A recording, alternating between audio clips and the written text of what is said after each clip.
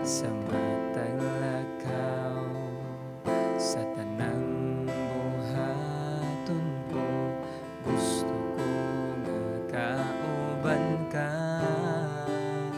kay ikaw man kanunay gitinguhan,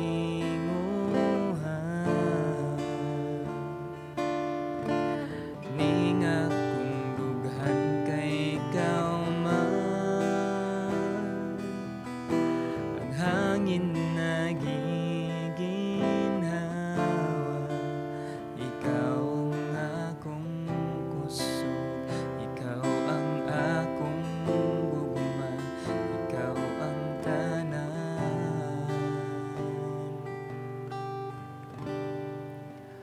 kay ikaw man.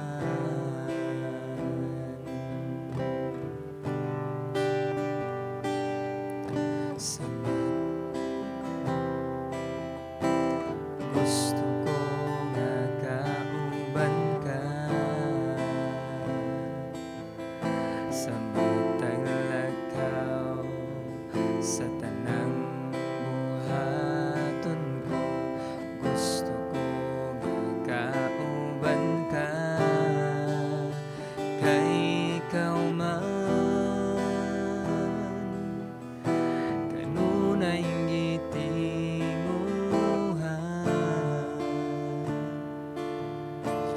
ning akong dughan kay ikaw man, ang hangin nagiginhawa, ikaw ang akong kusog, ikaw ang akong gugma, ikaw ang tanan, kay ikaw man kanunay gitinguhan,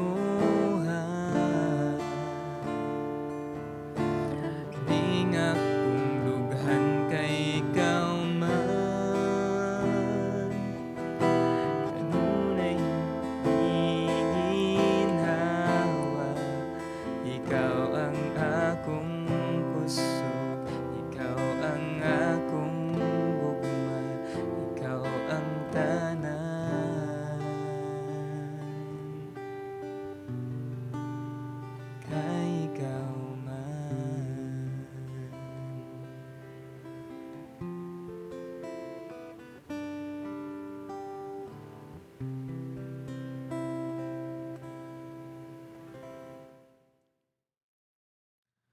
Mayong adlaw sa tanan, ako nagalaamog nagaampo nga namo karon sa himsog ug maayo nga kahimtang. Padayon ta sa ato nga series o karon is naanata sa Lucas kapitulo 9 bersikulo 37 hantod sa 43. Apan sa dili pa ta madto sa unahan, magampo sa ta. Langit nung amahan ug Dios nga balaan, Ginoo kami pasalamaton niini nga lain na sad nga oportunidad makatuon sa mga pulong. Tabangi matag usa kadungog sa mga pulong nga amo kining ma-apply Ginoo sa matag usa namo ka Kristohanon nga pagkinabuhi. Tabangi usab kami amahan tungod kay wala kami mabuhat kung wala ka. Takos kang pasalamatan sa tanan sa ngalan ni Jesus. Amen o amen. Balikon ako ang ato nga passage diha sa Lucas kapitulo 9 37 hantod sa 43. Nagasugot niya og giayon ni Jesus ang katong bata nga like giyawaan or epileptic. Ako ang pagbasahon. Sa pagkasunod adlaw nang lugsong sila gikan sa bungtod og misugat kang Hesus ang usa ka dakong panon sa mga tawo. Unya gikan sa pundok may usa ka tawo nga misinggit. Magtutudlo, tan-awain taon ng akong anak nga lalaki. Bugtong ko siyang anak. Muatake kaniya ang usa ka espiritu og kalit lang siyag singgit og mukirig nga magbula ang baba. Gipaantos siya niini pag-ayo og halos dili na lang mobiya kaniya. 40. Gihangyo ko ang imo mga tinun-an paghingilin sa espiritu apan wala sila makahimo.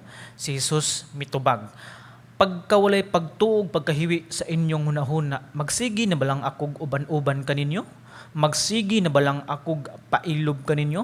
Unya mingon siya sa tao, dadaa dinhi ang imong anak. Sa pagduol sa bata, gibunal siya sa yawa ngadto sa yuta og gipakirig siya. Gipagula ni Jesus ang yawa, giayo niya ang bata og giuli ngadto sa amahan niini og nahibulong ang tanang tawo sa dakong gahom sa Dios. Ang Dios nagpanalangin ng daan sa mga pulong. Atong makita diri is ang contrast sa atong nga passage og atong ikumpara sa mga nahitabo sa chapter 9. So atong makita diri sa 30 cities sa pagkasunod adlaw nanglugsong sila, meaning gikan sila sa bukid katong ilang nakita ang transfiguration, katong ang glory sa Ginoo atong nahisgutan pag last Sunday. Ninglungsong sila, and then nindot ang ilahang nasinati, ilahang na experience nga to kauban ning Pedro, ni James og ning Juan. And then nakita po nato ni upper sing Moses og sing Elijah. Katong ni glow or na nakita or dayag ang himaya sa Ginoo, ni sidlak, misanag. So again, nindot kayo ilang experience. Nakaingon pag si Pedro nga, Ginoo, mayo nga naata diri magtukod taog kanang shelter or tulda o sa nimo o sa ka Moses o sa kang Elijah. Apan dito mabaw sa bungtod is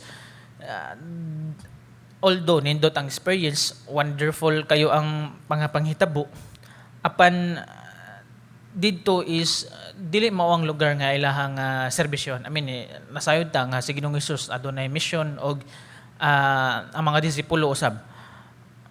So dili mao ang didto mabaw sa bungtod ang ilahang sakto nga lugar sa pagministeryo. So need sila nga mulugsong, need sila nga munaog tungod kay naay mga tao nga nagpaabot nila nga tuod man silang pag naog gisugat sila. So mao to ang istorya sa ato ang passage dire. So naay usa ka amahan nagdala sa iyang anak nga epileptic or ilang gitawag-tawag giyawaan nga na gidemon possess ang iyang anak nga lalaki. And then ang amahan is na atong nasayran nga silang Hesus is og si James, Santiago, Juan og Pedro na sa mabaw sa bukid katong transfiguration. Ang katong lain nga mga disipulo nga nahabilin sa valley or sa ubos is ang kato sila nga mga disciple, mao to ang mga disciple nga gihangyo samahan nga hinginli ang ako ang anak or pagawsa ang espiritu or ayuha ang ako ang anak. Apan mo ni ang naga ingnuntang negative tungod kay ang mga disciple nga tong nahabilin is dili makahimo sa pag-ayo sa mao nga bata. And then gisugat ni Hesukristo, mao na ang ato ang istorya. And then sa bersikulo 40 atong mabasa, gihangyo ko ang imo mga tinun-an paghingilin sa espiritu or sa daotan nga espiritu or sa yawa, apan wala sila makahimo, dili makaayo ang mga disipulo. Laing nga passage, the same ra siya nga story naa sa Marcos, kani Luke man ni ato ang passage, naa sa Marcos bersikulo 22, busa ni anang amahan sa bata, busa kaloy iyog tabangi in town kami kun makahimo ka. Tungod kay mga disipulo ni Ginoong Jesucristo wala makahimo, nagpakitabang ang amahan. Bersikulo 23, Marcos 9, nganong miingon ka man kun makahimo? Mura gadoubt ang amahan nga basig dili po ni makaya ni Ginoong Jesucristo nga wa magay nakaya sa iyang disciple, like inana nga pag-istorya. Nganong miingon ka man kun makahimo? Ang tanan mahimo sa tawo nga may pagtuo, mingon si Jesus. And then ginaingon ko na is naiingon nga pagduha-duha ang amahan. Bersikulo 24, og diha ang amahan sa bata mingon nga naghilak, "Duna ko'y pagtuo, apan dili pa kiniigo. Tabangi in town ako." Now, mao ni ang pinaka-rare nga usa sa mga rare nga passages nga atong makita nga si Ginoong Kristo nag-express sa iyang pagka-disappoint, nag-express sa like disappoint, wala siya naganahi sa panghitabo sa iyang mga disipulo, like na mao po ni ang nindot sa Bible is isulat jud na maayo or daotan is ilatag jud ang tanan, walay gitaguan, like na bisan gani sa mga propeta, og marita sa Old Testament, bisan gani David, sulat gay ngadto nga David nakasala kag babay, like na open ang Bible. Mao po ni ang atong ang rare dire nga passage ato makita sa side ni Ginoong Kristo nga na-disappoint siya, ingon nga 100% human, 100% nga Dios. Sa iyang human side is na-disappoint siya sa iyang mga disipulo. Og siguro ingon nga mga followers, ingon nga mga sumusunod, ingon nga mga Kristohanon, sumusunod ni Ginoong Kristo, mao po niya nga ato nga bantayan sa ato ang kinabuhi sa mga rason. Unsa may hinungdan nganong nahitabo na like na. So mo na ato pagatan-aon diri, una is kaning lack of spiritual power. Nung makita na sa mga disipulo ni Ginoong Kristo, wala sila igo nga gahom. Wala sila makahimo sa pag-ayo sa bata.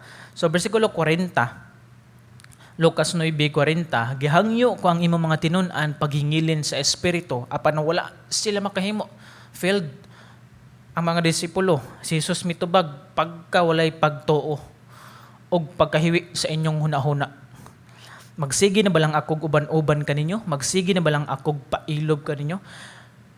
Si Jesus nag-express sa iyang like displeasure or disappoint sa tanan nga naangad to. Dili lang kay sa mga tao nga naa nagpanlibot, dili lang kay sa amahan sa bata, kundi apil na pud sa mga disipulo mismo ni Ginoong Kristo.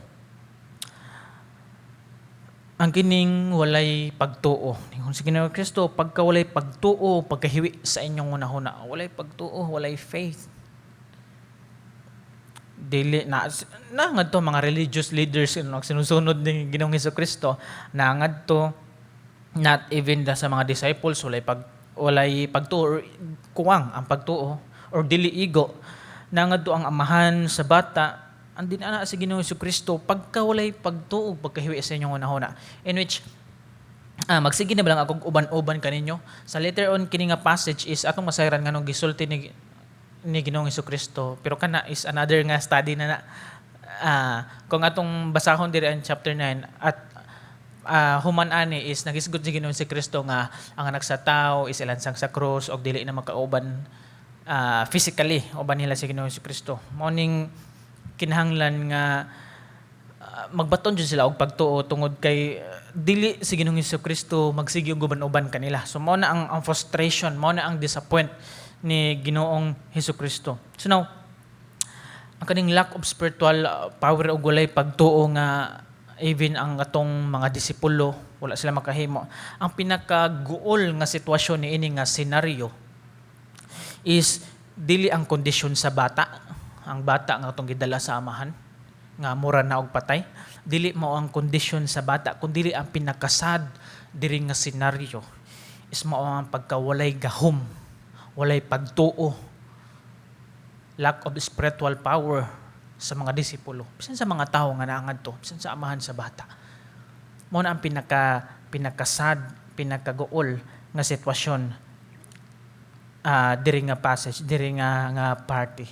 So now, atong hinumduman nga kini nga tao, kini nga disciples is uban nila si Kristo, nakita nila si Kristo nga nagbuhat og mga milagro, og sila mismo usab nagbuhat og mga milagro. Apan karon is wala sila nakahimo. Ug atong hinumduman nga og atong atrasan pa sa kani nga passage chapter 9 gihapon, magsugod ta sa 1. Ug atong atrasan is gisend to ni Ginoong Kristo ang 12 ka disipulo. Gisend gitagaan niya og mando nga mag-ayo sa mga masakiton, maghingilin sa mga demonyo. Gitagaan ni Ginoong Kristo og gahom. Sila mismo is naka-experience og nakita kung unsa kagamhanan, ka-powerful si Ginoong Kristo. So, siguro pagbalik nila sa mga disipulo gikan gisend sila sa mission, pagbalik siguro nila ana gurong mga disciple nga nindot kay Lord, nindot kay mga experience ngadto, nangayo mi og mga masakiton, ang naglisog lakaw, amo ang gipalakaw, ang mga giyawaan, among gihinginlan ang yawa. Like, mga inana siguro ang ilang report or mga testamento, ilang mga testimony nga inana ilang makita na ay gahom, na ay milagro, in which pag-abot nila is ilan na pong nakita ang 500 ka tao nga gifed, pagkaon ni Ginoong Jesucristo, milagro. And then ngidto mabaw sa bukid, sunod nga istorya is nakita nilang himaya ni Ginoong Jesucristo, ang glory ni Ginoong Jesucristo. And then karon sa tanan nga nindot nga nakita nila mga milagro, pagagamahanan sa Ginoo, and then karon murag na hupas, murag na wala like ana. So mo nang contrast dire. So now ang punto mao ni si Ginoong Jesucristo naghatag na og gahom authority ngadto sa mga disipulo nga mang-ayo sa mga masakiton, and din karon is wala nila nabuhat. Ngano ka? Why man? So mao ni ang atong makuha diri nga sa mga disciples. Abi nila og makaya nila nga sila na. Abi nila og easy na kayo kung sila na tungod sa mga experience nga ilang nasinati.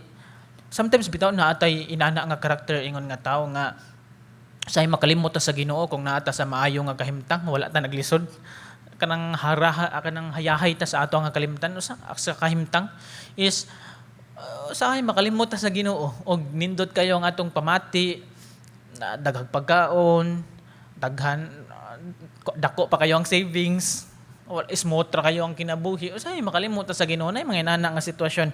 Og ato sa makita diri is inana ang mga disciples usab wala sila nagdepend sa Ginoo, wala sila nagbutang og pagtuo diha sa Ginoo. Ilarang nakita og ilang nasayran pangbuhat sa Ginoo. Sila mismo ilang gibuhat apan tungod sa ilang sinati is kalit lang is wala sila nagdepend diha sa Ginoo. Mao po niya nga to ang nga hinumduman ingon nga sumusunod diha ni Kristo Jesus. Bisan unsa nga butang nga atong pagabuhaton kung dili ta magdepend sa Ginoo. Kung wala ta nagbutang atong pagtuo, nag-anchor, nagpundo diha ni Ginoong Jesucristo is like dili ta makahimo, dili ta makabuhat sa mga butang apart sa Ginoo. Nang importante kayo sa atong nga panahon karon. Importante kayong magtuon sa mga pulong, magampo. Ang galing pag-ampo is dako kayo gini siya kahimuan. Ang pag-ampo. Tuotag mo salig sa Ginoo, adunay problema, magampo, adunay pagsulay, magampo tanang matang sa kinabuhi, maayo og daotan, magampo. I-establish permi ang connection, ang relationship nato og ni Kristo. Magampo. Conversation na ay connection. Sa Marcos 9:29 sa libro sa Marcos, agig tubag si Jesus miingon. Anangutan na ang mga disipulo, nganong wala man mi nakapagawas or wala man mi nakapaayo sa bata? Mao ni ang tubag ni Ginoong Jesucristo. Walay lain nga makapagula niining matanga sa espiritu, gawas lamang sa pag-ampo. Mao nang importante kayo natay connection sa Ginoo, natay panahon nga magtuon siya nga pulong, mag-ampo, conversation, istorya, pag-ampo, connection, relasyon diha sa Ginoo. Dili man siguro sa ingon nga moabot sa punto nga maghingilin ta og yawa, siguro kung naatay gift nga na. Dili man siguro sa ingon nga moabot ni nana nga mga punto sa ato nga kinabuhi, manghingilin og daotang mga espiritu or yawa. Apan sa kanunay sa tanang matang sa atong kinabuhi, sa tanan natong pagabuhaton, musalig ta diha sa Ginoo. Kay ang Ginoo mao ni ikaduha, Lord of spiritual power. Kato lack kulang ang pagtuo, lack of spiritual, kulang ang gahom. Musalig ta sa Ginoo kay ang Ginoo mao ang Lord. Mao na ta og Lord, labaw kay ni nga title. Ngilngig na kay ni og naitawgon nga Lord sa mga tao. Drug Lord. Ngilngig na kay na nga dako na kay siya nga possession ni ginana. Apan si Ginoong Kristo is lahi siya. Lord of Lords, King of Kings. Inana ang title, inana ang pagkalabaw o pagagamhanan sa Ginoo. So now, dadon ta mo sa pag-focus dili sa maong nga sitwasyon, kundi atong makita kung unsa pagagamhanan og pagka-Lord, pagkalabaw ni Ginoo sa iyang nga gahom. Sa bersikulo 41, Lucas 9:41, dad-a dinhi ang imong anak. Og ato ang arita sa libro sa sa Marcos 9:24, katong the same story lang sa gospel book. Og diha Marcos 9:24, og diha ang amahan sa bata mingon nga naghilak, do na ko'y pagtuo apan dili pa kini igo. I think mao ni ang amahan nga bisan og nakita niya sa iyang kagalingon nga na ako'y pagtuo pero nasayod ko nga dili pa niya igo akong pagtuo pero nasayod ko nga kini si Ginoong Jesucristo labaw ni gamhanan ni dili ni sama sa mga disciples nga dili makahimo. Labaw ni si Ginoong Jesucristo. Gamhanan siya, Lord ni siya. Nana. Og nindot lang siya nga reminder para sa ato nga ang kaning dili igo nga pagtuo or gamay nga pagtuo or weak nga pagtuo is better ni siya kaysa walay pagtuo. So mao po niya ang nindot sa kini nga amahan. Open kay siya. Ingon siya sa bersikulo 24, Marcos 9:24, tabangi in taon ako. Nagpakitabang ang amahan. Nindot kay na nga kasing-kasing actually. Sa bersikulo 42 sa ato nga passage, makita nato diri nga samtang ang amahan nagdala sa iyang anak padulong ngadto ni Ginoong Jesucristo is nihirit pa jud ni ang demonyo nitokar pa jud ang demonyo. Atong makita diri bersikulo 42 sa pagduol sa bata or giduol ngadto ni Jesus, gibunal siya sa yawa ngadto sa yuta o gipakirig siya. Gipagula ni Jesus ang yawa, ayo niya ang bata o giuli ngadto sa amahan niini. Makita nato sa pagagamhanan ng Ginoo bisan pag taliwala sa transaction padung na diya sa Ginoo is na-intervene, na-interruption sa daotan. Muhirit pa gid ang daotan. Mangita pa jud og kanang bangag ang asa siya makasulod, asa siya makaatake. Apan atong makita diri masayran diri nga wala nagmalampuson ang buhat sa kaaway. Giayon ni Jesus giuli ang bata sa amahan. Arita sa Marcos 9:26 hangtod sa 27, misinggit ang yawa o gipakurog niya pag-ayo ang bata og unya migula. Ang bata murag patay nga tan-awon, busa ang tanan miingon, patay na siya. 27, apan gigunitan ni Jesus ang kamot sa bata og gipabangon og mitindog ang bata. Imagine na nga context atong tan-awon ang dili ta mag-focus again, dili na to fokusan ang sitwasyon kundi sa bata nga inanayang kahimtang kundi atong mo-focus ta kung unsa kagamhanan ng Ginoo, unsa ang Lord of spiritual power, kung unsa ang pagkalabaw sa Ginoo. Ana mga tawo ngadto nga patay na, deads na, wala na ni mura na lupaypay na kayong bata. Giduol ni Ginoong Jesucristo gis ang kamot. Sometimes sa ato nga kinabuhi, sa ato ang ma-imagine na sa ato nga kinabuhi nga moanang uban nga pildi na. Og abi pud ni Satanas nga daog na siya, abi pud sa daotan nga daog na siya. Sa atong kinabuhi na inana nga kahimtang nga mura tag gilamba, mura tag gibunal, bugat na kayong kahimtang, grabe na kayong problema, pagdaog-daog, mga pagsulay. Unya mabot sa punto nga hagba na kay ta. Mura nagpatay sama sa bata. Nahurot na ta og wala na paglaom. Sa kalit lang diha gunitan sa Ginoo. Mga kamot pabarugon ug hatagan og bag-ong paglaom og kinabuhi. No, imagine kung unsa pagkagamhanan ang Ginoo. Unsa pagkalabaw ang Ginoo. Kung gamhanan ang dautan, mas gamhanan ang Ginoo. Kung unsa kadako ang problema og pagsulay, mas gamhanan og dako ang Ginoo. Mao nang atong description sa Ginoo nga atong gilagaran nga mao si Hesukristo. Labaw siya, Lord siya, gamhanan siya. Kung ado naman sa atong sa ado naman ato karon nakadungog sa pulong sa Ginoo nga nagduha-duha diha sa Ginoo or lack ang ato nga spiritual power diha sa Ginoo. Moduol ta sa Lord of spiritual power. Tungod kay kana nga Ginoo, kini nga Ginoo nga atong gialagaran, kaya niya nga muluwas bisan pa sa baba sa kamatayon. Inana pagkagamhanan ang Ginoo. And then unsay response sa tao? Bersikulo 43, og nahibulong ang tanang tao sa dakong gahom sa Dios. Na-amaze sila, nakita nila, ilang na-witness, ilang nasaksihan kung unsa pagkagamhanan ang Ginoo. Munang ingon kita, hagit sa matag usa. Dili ta magduha-duha. Muduol ug mosalig ta sa Ginoo. Kita mismo mosaksi usab kung unsa pagkadako o paggamhanan sa atong Ginoo. Magampo ta. Ginoo, salamat sa imong pulong nga nag-remind kanamo karon. Amahan, nga bisan unsang matang sa kinabuhi maayo og daotan.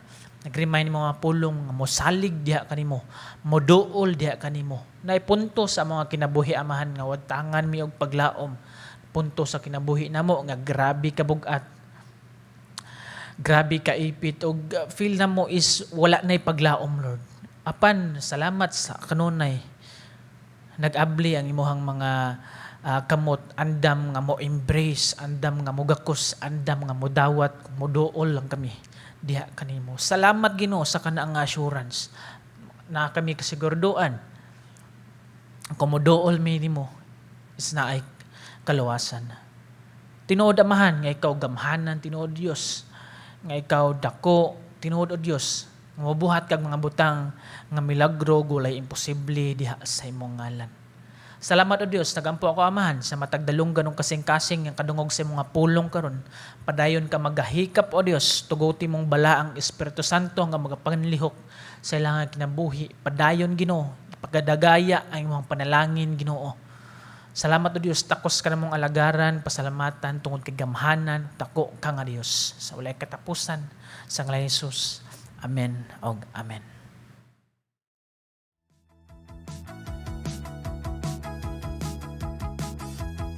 Join our regular Bible study groups on Tuesdays and Sundays, 8 to 9 p.m. as well as a time of fellowship and encouragement with fellow believers. Our next Bible Foundations class will be on August 9 and 16 at 1:30 p.m. Let's help each other grow in faith.